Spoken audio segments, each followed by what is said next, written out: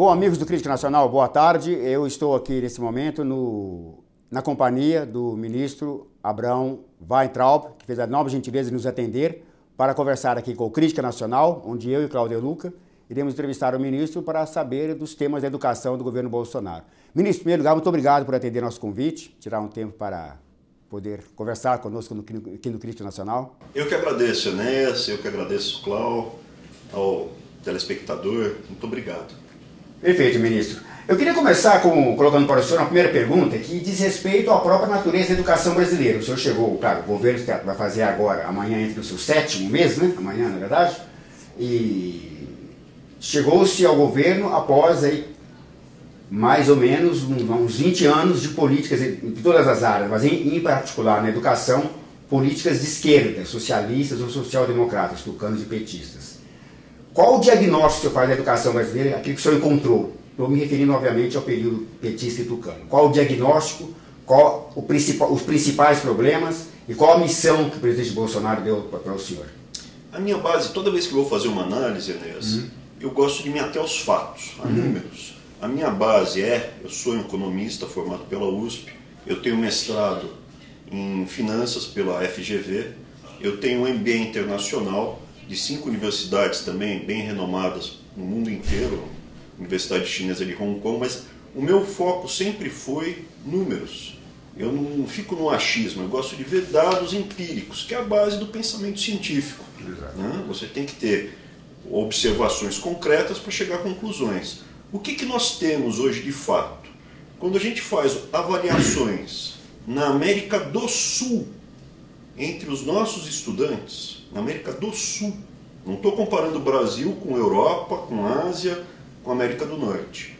Nós hoje estamos na última posição da América do Sul de quem faz os exames.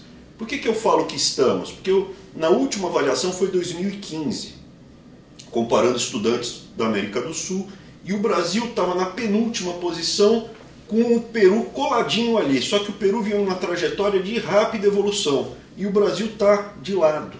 Então hoje, passado quase 4 anos, a gente deve ser a última posição na América do Sul dos que fazem o exame.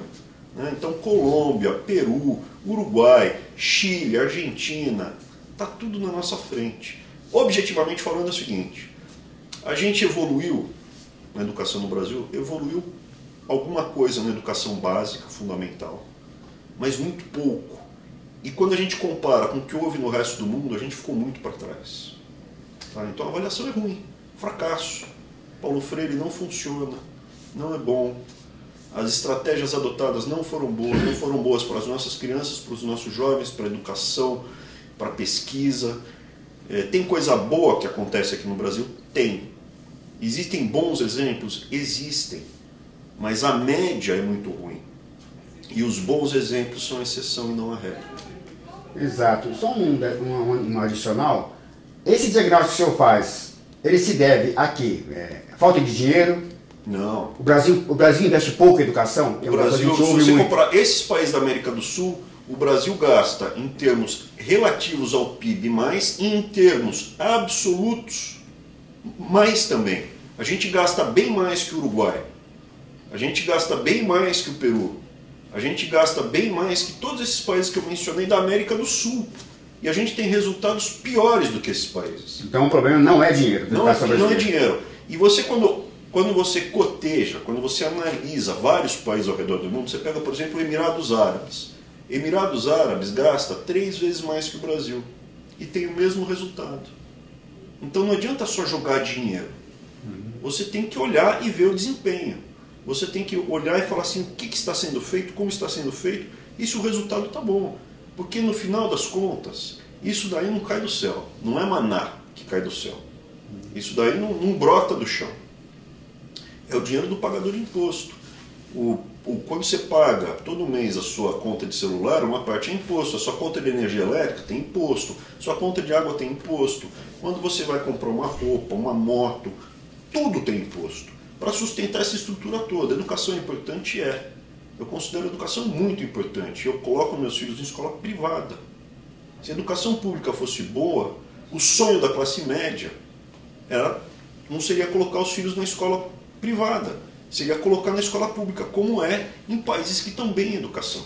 Então o resultado de tudo isso é, sim, os ministros anteriores do MEC, que ficam aí com arroubos, não fizeram um trabalho tão bom assim. Então, ministro, a questão é a seguinte, né? Como é que a gente reverte esse processo de governos anteriores, de ideologia de esquerda, né, nas escolas e nas universidades? Faz 6 meses que temos de governo Bolsonaro, já deu para fazer um diagnóstico de como que vai mudar esse panorama? Porque isso também, a sala de aula virou uma fábrica de militantes, né? E essa ideologização vai desde a criança pequenininha na escola básica, vai até as universidades. A gente vê várias questões ali de alunos, né, que não aceitam alunos de direita, aquelas brigas que a gente já viu em várias denúncias em rede social. Já deu para fazer um diagnóstico e planejar alguma coisa em como é que a gente vai mudar esse panorama, essa realidade na sala de aula? Olha, é uma batalha hercúlea, tá? Não é porque eu estou lá falando, eu vim da iniciativa privada, eu tenho mais de 20 anos no mercado financeiro, iniciativa privada, depois eu passei no concurso para professor federal, porque eu tinha essa vontade de ser professor por longo prazo, uma coisa que eu tenho essa pretensão de terminar meus dias dando aula. Mas voltando, não é como na iniciativa privada, eu tenho um monte de estruturas que são travadas e foram anos aparelhando, então tem muita gente que é concursada, são concursos que foram assim, vamos fazer um concurso e do concurso cai muita coisa ligada à mentalidade de esquerda, toda a liturgia da esquerda. Então, assim, o MEC é um ministério, eu sinto um aparelhamento muito forte. Além disso, existe toda a questão judicial. Nesses dias aí, eu estou há pouco mais de 100 dias agora no cargo, eu estou com 58 processos. Não é pouca coisa.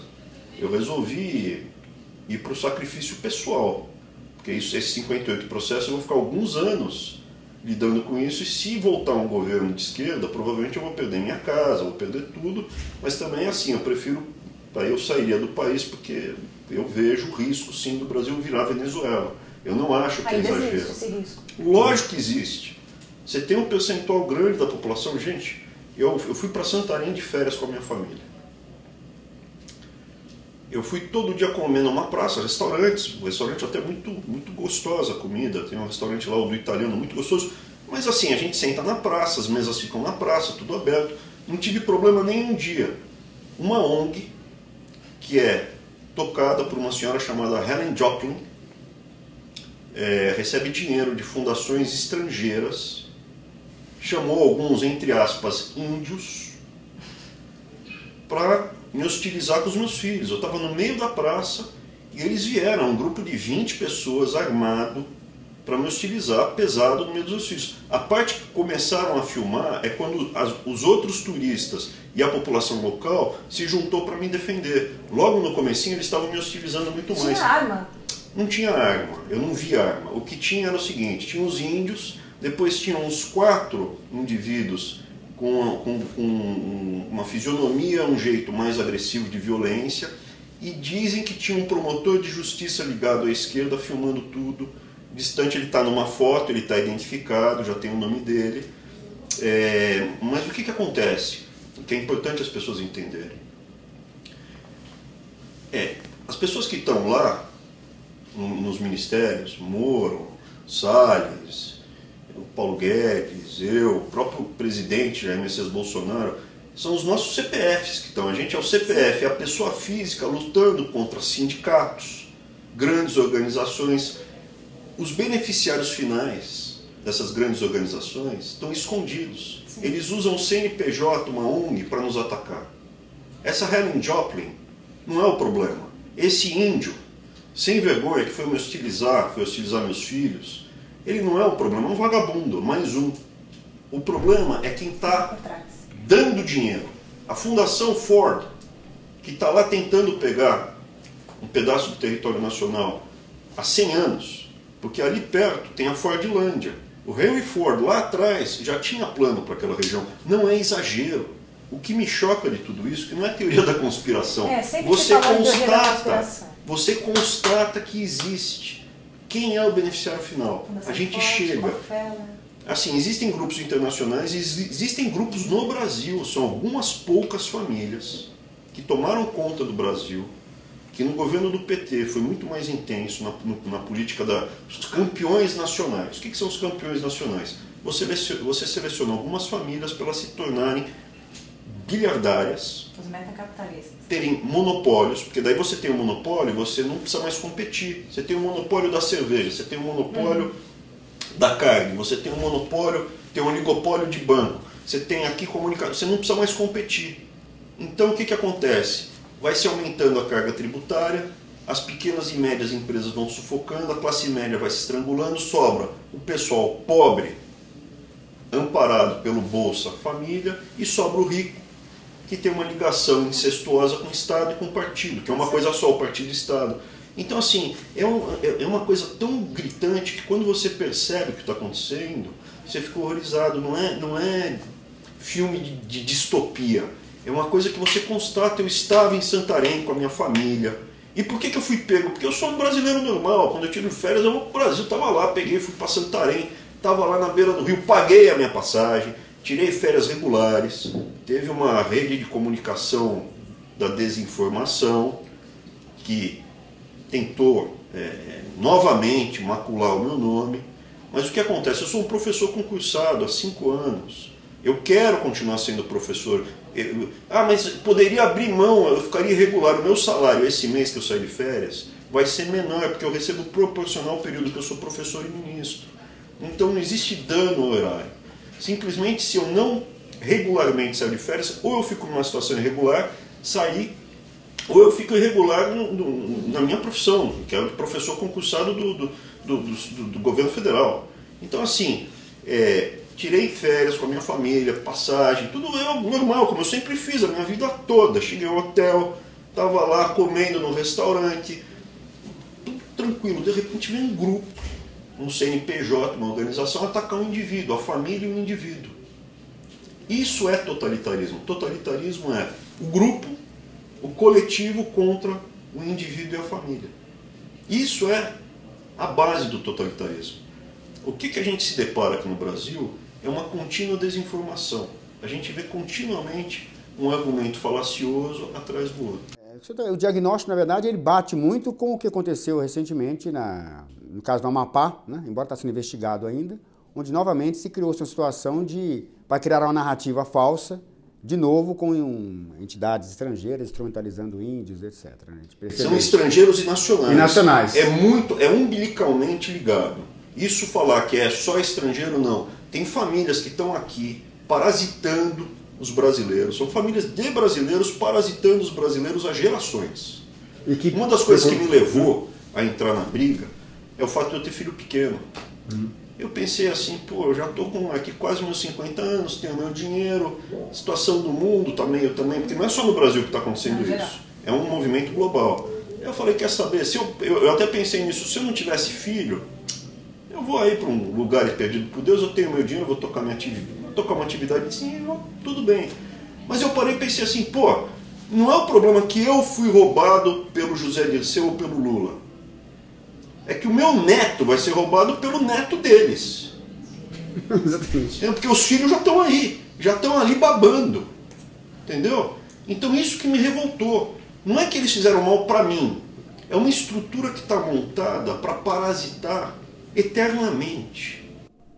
E a engenharia social também, né? No fundo é a reprodução do chamado estamento burocrático, né, na sua forma plena. Né, que tem uma fala minha que causou um impacto lá no Fórum Conservador, que eu falei que os comunistas são os donos dos bancos, são os donos das grandes empresas, das grandes corporações. Eu queria explicar um pouco de onde veio isso.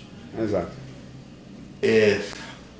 Uma das coisas que mais me impactou foi um livro do George Orwell, que chama em inglês Animal Farm, que é a Revolução dos Bichos.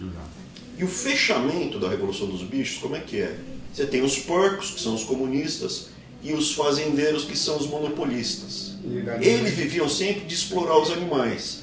E aí os porcos fazem a revolução, tomam o poder de uma fazenda e vão começando a se aproveitar e se locupletar e explorar os animais. E a cena final do livro... Who is who, coisa assim, né? São os porcos e os fazendeiros jogando carta, entram numa briga e começam a discutir bêbados.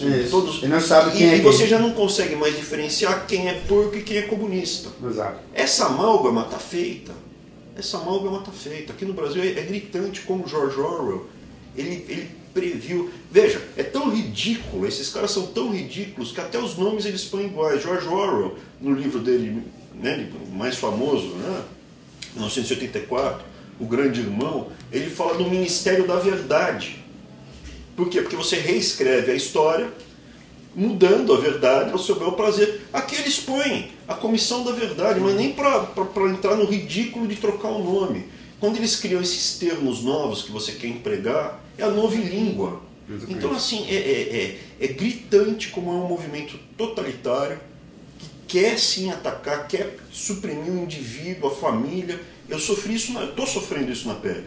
E o grande problema, que a gente vê isso também, é a mídia, mainstream no caso, que faz parte de todo esse processo, inclusive aos ataques. Nesse caso também do Pará. O problema não é a mídia. A fake news. Vocês são a mídia. O jornalista que está trabalhando para essa corporação, ele pode até... não está em nada, ele está no pagamento, ele está recebendo o saláriozinho dele lá, ou às vezes o gordo contra-cheque. São 3, 4 famílias. Se você pegar quem controla os meios, grandes meios de comunicação. Quem manda no discurso são eles. Então. São 3, 4 famílias que fazem negócios com o BNDES, que recebiam... faziam negócios com o BNDES. Isso. Faziam negócio com o BNDES, recebiam, não, mas recebe pouco dinheiro de verba publicitária do Estado, só 5%, e das estatais, e das fundações, propaganda para anunciar que o Correio entrega carta, propaganda para dizer que a Petrobras produz petróleo, propaganda para quê? Era para dar dinheiro para eles. Então assim, quando você começa a ver o CAD, que deveria, a nossa agência antitrust, que deveria proibir monopólios, ouvidos moucos, né? Cego e surdo, permitiu tudo isso. Então assim, quando a gente começa a ver, e o que acontece lá no MEC? Eu estou encontrando os cadáveres, eu estou encontrando o que eles fizeram, é assustador. Os contratos. Tudo, você vai pegando todo dia, mas ao mesmo tempo que todo dia a gente tem que cavar e buscar, a gente tem que lidar com um país quebrado, o Brasil está quebrado. A gente tem que lidar com a militância judicial, 58 processos. Você tem que... Existe aparelhamento nesse setor. Você tem toda a parte, quando por menos que você queira, para provar que a Rede Globo mentiu a meu respeito, toma tempo. Não é? E aí depois ela se retratou. Me toma tempo, não é? Eu estava de férias, tudo bem, mas tem outros casos não tão graves quanto esse, mas que também aconteceram e toma tempo. Então, você, ao longo do dia, você consegue produzir muita coisa, mas é uma montanha que foi gerada nos... Eu concordo, começou no Fernando Henrique, o Fernando Henrique faz parte dessa turma. Exato. Eu estava refletindo o nosso papel. Eu sou exatamente como você, né? Como você, exatamente, sou a mesma pessoa. A gente simplesmente está em evidência. Os ministros que estão enfrentando, não são todos que estão com a mesma pegada. As pessoas que estão enfrentando, é mais ou menos como aquele filme 7 Homens e um Destino, é um western famoso. Exato. Você tem uma vila de pessoas, de campesinos, que está sendo explorada por um grupo de bandoleiros. E eles cansaram disso e mandam um jovem para trazer 7 caras para enfrentar essa... Mas eles só conseguem ganhar com a ajuda das pessoas. Se a gente não tiver a ajuda de todos nós, porque ainda nem... Exatamente, se a população não apoia o Moro, esquece. A estrutura engole ele, mas assim. Se não é a população que sai na rua, cada um de nós. Eu há pouco tempo estava junto na Paulista. Ministro, vamos lá. Um tema de tudo que o senhor falou, desse diagnóstico que está que na verdade é o diagnóstico do que representa o estamento burocrático brasileiro, o que foram esses 30 anos de aparelhamento do Estado brasileiro pela esquerda e pelos grandes grupos de interesse. Isso, óbvio, teve reflexo na educação, mas a sociedade brasileira começou a oferecer uma resposta. No caso específico da educação, um movimento que iniciou-se aí, eu diria, aos 4, 5 anos, né, Cláudio? No caso do movimento do Escola Sem Partido, ele passou a espelhar, pelo menos simbolicamente, junto a vastos setores dos militantes e ativistas, essa identificação, ainda que difusa, do problema real que existe na educação brasileira, que é um problema que podemos chamar por abuso de linguagem, de doutrinação, mas que vai muito além disso, né? Um problema de indução de comportamento, de censura de outra forma de pensamento e assim por diante. O presidente Bolsonaro, durante a campanha, ele inúmeras vezes frisou a questão do compromisso com a escola sem partido. Nesse período agora, que obviamente de início de governo, até com a troca no ministério, que houve, evidentemente, como que está a agenda do Escola Sem Partido está se colocando hoje no MEC, no que diz respeito a ações futuras, o que está sendo pensado, o que as pessoas podem esperar e até cobrar, que é legítimo, né? Vocês são um veículo de comunicação alinhado com a nossa agenda. Sem dúvida alguma. Então eu vou mandar uma mensagem, vou dar uma resposta. Eu acho que quando me indicaram para ser ministro, o pessoal que segue o canal de vocês ficou em dúvida, mas qual a pegada desse Abraão? Quem é ele? Quem é ele? Não, tá aí, tá há bastante tempo, tal. Pô, mas será que ele vai enfrentar a tigrada? Né? Eu acho que hoje, ninguém mais tem dúvida. Não. Né? Então eu vou pedir um voto de confiança, porque para a sociedade como um todo, Escola Sem Partido, confia em mim. Ok? Daqui até o final do ano, me faz a mesma pergunta. Se você ainda quiser fazer. Sim, faremos prazer. Eu não tenho medo de briga. Até dentro do próprio ministério você tem que pisar em ovos. Não tenho que pisar em ovos. Eu saio chutando ovo, é que tem muito ovo. Tem muito ovo pra chutar. Entendeu? Um omelete que abre, por exemplo, vê omelete. Não, porque inclusive a gente quer... O Brasil está quebrado, eu tenho que correr atrás do orçamento. Todo dia, a PRIV acompanha de passagem. É tiroteio em tempo integral lá no MEC, não é? E tem que ter uma equipe que atire bem também lá, viu? Porque então, assim, vai brigar com essa turma. O BNCC e homeschooling. O BNCC foi ruim. Nas duas questões que estão... O BNCC como que o MEC pretende tratar isso? Já está feito. Agora a gente vai conduzir ele de acordo com a agenda do presidente Jair Messias Bolsonaro. Estamos lá para isso, para minimizar o dano. Bom, mas eu não tenho como... Como é que... Veja, as universidades federais, elas existem. Como a gente conduz isso? Privatiza tudo. Não existe isso. Não existe privatizar tudo. Eu nem acho que tem que privatizar. Eu acho que tem que resolver. E precisa ter. Mas não pode ser centro de doutrinação. E também não pode ter o custo que elas têm. Né? Então e homeschooling? Homeschooling. Eu, Abraão, não faria homeschooling com os meus filhos numa situação normal. Eu não faria. Meus filhos eu mandaria para a escola normal. Eu mando para eles para a escola normal. Mas eu sou um liberal, na essência. Quem sou eu para dizer como você, Enéas, vai criar seus filhos? Você pode olhar, não, os filhos estão bem criados, eles vão lá uma vez por semana na igreja, o assistente social vai visita na casa, não, estão com aspecto bom, não estão sendo maltratados, não estão sendo está tudo certinho com eles, estão sendo bem criados, estão fisicamente estão bem tratados, estão tudo certo. Pô, quem sou eu para dizer como você vai educar seu filho? Uma vez por ano, uma vez a cada 6 meses faz o exame, testa para ver o conhecimento, o acompanhamento, está tudo em ordem, está indo bem. Pô, o Estado não tem que se meter na família. Quem pôs no mundo, quem criou, quem faz tudo e não está maltratando, está permitindo que o potencial dessas crianças seja preenchido, é você? Você está fazendo isso? Eu estou fora, não tem que se meter. Tá? Então a minha posição, para mim, para minha família, para os Weintraubes, não. A não ser que a gente vá morar lá no meio da Amazônia. Mas não. Mas se você quiser fazer e estiver conduzindo bem a educação dos seus filhos, eu acho que o Estado, isso é nós todos, a sociedade, tem que ver se não tem um doido que pega, põe os filhos, cria no porão.